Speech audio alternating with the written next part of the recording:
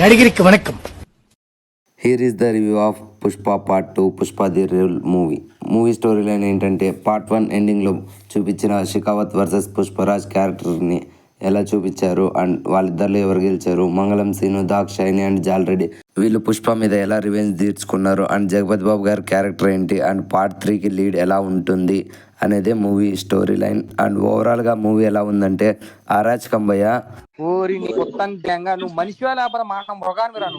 In depth రివ్యూలో మాట్లాడుకుందాము. Please video last వరకు చూడండి, అప్పుడే మీకు ఒక క్లారిటీ వస్తుంది.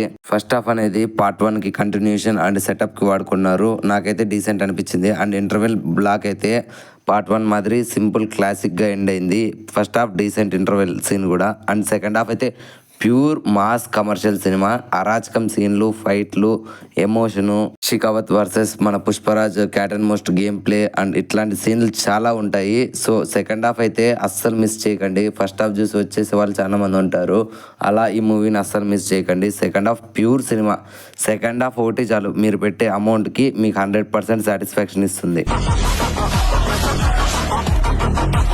అండ్ సాంగ్స్ అయితే డీసెంట్గా ఉన్నాయి. అండ్ లిటరలీ థియేటర్ అయితే కాన్సర్ట్ అయిపోయింది మా దగ్గర ఉండే థియేటర్లో.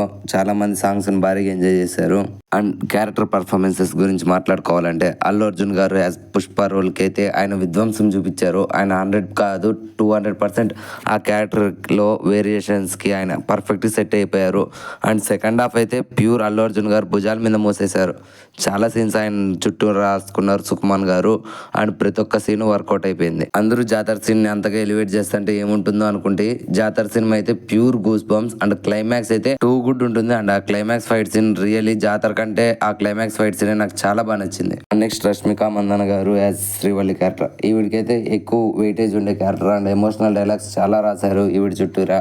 బట్ కొన్ని వర్కౌట్ అయ్యాయి, కొన్ని వర్కౌట్ కాలేదు. ఓవరాల్గా అయితే శ్రీవల్లి క్యారెక్టర్ డీసెంట్ అనిపించింది. బట్ నాకు పార్ట్ 1లో శ్రీవల్లి క్యారెక్టర్ అయితే my favourite all time. Fahadh Faasil గారు అయితే తనకి ఇచ్చిన రోల్ని ఆయన పర్ఫెక్ట్గా జస్టిఫికేషన్ ఇచ్చారు. సో పార్ట్ 1లో కొంచెం సీరియస్గా చూపించిన, పార్ట్ 2లో ఆ క్యారెక్టర్ని ఎంటర్టైన్మెంట్ వేలో ప్రజెంట్ చేశారు. అండ్ ఆ క్యారెక్టర్కి ఎండింగ్ ఓపెన్ ఎండింగ్ ఇచ్చారు. సో పార్ట్ 3లో ఉంటుందో లేదో చూడాలి మనం. And other characters like Ajay గారు, సునీల్ గారు, అనసూయ గారు, రావు రమేష్ గారు, జగపతి బాబు గారు వాళ్ళకి ఇచ్చిన రోల్స్లో వాళ్ళు చాలా బాగా నటించారు. ఎస్పెషల్లీ రావు రమేష్ గారు అయితే ఇచ్చి పడేశారు. సో నేనైతే ఈగర్గా వెయిట్ చేస్తున్న పార్ట్ 3 కోసం. అల్లు అర్జున్ గారు త్వరగా పార్ట్ 3 చేస్తే చూడాలని ఉంది. లేదంటే పార్ట్ 2 ఈగర్గా 2000 కోట్లు త్వరగా కొట్టేయాలని నేను కోరుకుంటున్నా. ఎందుకంటే మైత్రి మూవీ మేకర్స్ వాళ్ళు 2000 crores అచీవ్ చేస్తే పార్ట్ 3 దింపుతామని వాళ్ళే క్లారిఫై ఇచ్చారు. సో 2000 crores వచ్చేయాలని కోరుకుంటున్నా. అవన్నీ నమ్మే ఉంటే నీ ఫేస్ లాగే నువ్వు ఏదో కన్నాలేసుకు బతకాల్సి వస్తుందిరా.